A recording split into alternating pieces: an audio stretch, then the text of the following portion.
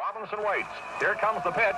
And there goes. Hello, this is Danny Stern of Limelight Agency, and today we have with us artist of sports and celebrity, Stephen Holland. Stephen, amongst many honors in the world of sports, has been named the Dodgers official artist at their 50th anniversary in the city of Los Angeles. The first of what will be a series of paintings celebrating their anniversary as a famed Dodger, Jackie Robinson. Earlier today, I caught up with Stephen on what is the eve of Jackie Robinson Day. Coming out of World War II, when I was a child, I grew up in a time period where the United States, if they did anything, excuse me, this is a very emotional issue for me, but they stood up for the underdog. And Jackie Robinson, being a black person and the first black person to play in Major League Baseball, was definitely considered the underdog. And when the Dodgers, namely Branch Rickey, stood up for him and got him to be the first black baseball player in the major leagues, to me that was one of the most heroic acts in my lifetime. The other team is through. He definitely opened that up, but it was the Dodger organization. It was the whole thing. You have to see the whole thing and see it for what a wonderful thing it was. Well, what was unique and what about a the struggle Dodgers? that they did it. That they were the first team that I know of that brought a black player into the major leagues. Personally, the Dodgers begin with Jackie Robinson. And the Dodgers are Jackie Robinson. And Jackie Robinson and the Dodgers, they just, they're one and the same. Jackie Robinson was an incredible athlete also. He wasn't just a good player that was black and knew how to keep his cool. The guy stole home 19 times. Do you know what that is? You have to run from third base to first base faster than the pitcher can notice you doing it, wind up and throw the ball.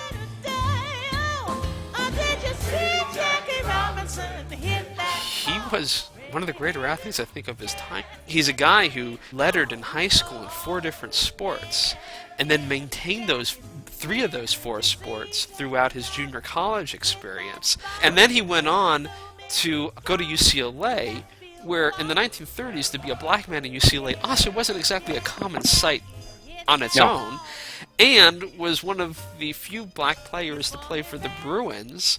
So he had this whole entire sports career going on. Went on to a semi-professional football career where he played for Honolulu, which was the only place where you could play in professional ball that was integrated, apparently. And then, of course, that was cut short by World War II.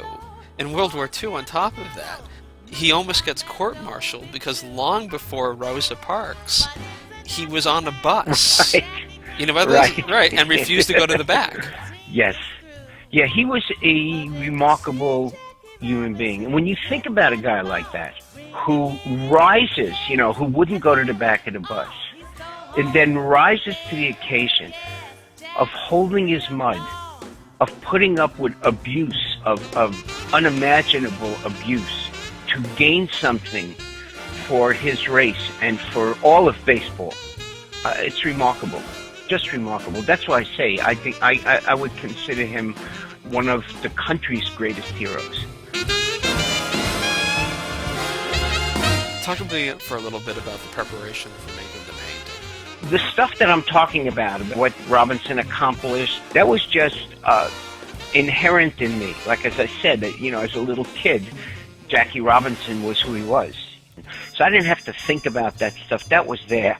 The only stuff that I thought about was, I want to show Jackie Robinson, stealing home.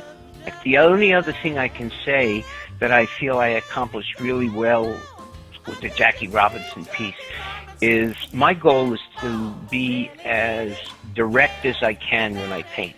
Just to put the strokes down as directly and honestly as I can, and have them be good at the same time. I really feel that I accomplished that. I had that in my head. I was able to hold that, accomplish that with the Jackie Robinson piece. It was very simple in the painting of it. This is a series based upon decades, isn't it? We're celebrating each decade of the Dodgers' 50 years in Los Angeles.